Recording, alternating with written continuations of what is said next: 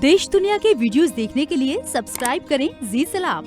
Latest notification के लिए bell icon दबाना ना भूलें। शशि थरूर की क़यादत वाली पार्लियामानी कमेटी ने 3 वजारत के अफसरान को पूछताछ के लिए बुलाया है। जराये के मुताबिक 28 जुलाई को पूछताछ होनी है।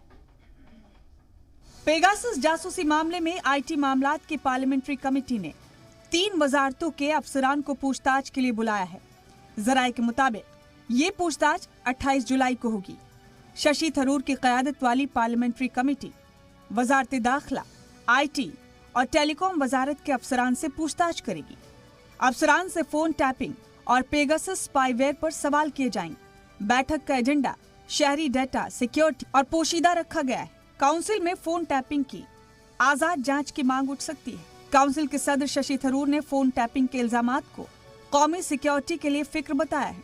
इस बीच एनएसओ ग्रुप ने कहा है कि फोन टैपिंग पर वो और सफाई नहीं देगा।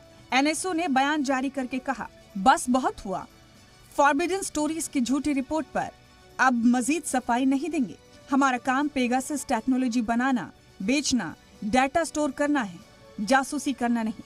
इजराइल ने इल्जामात को देखने के लिए टास्क फोर्स तश्कील की है। ब्यूरो रिपोर्ट, जी मीडिया।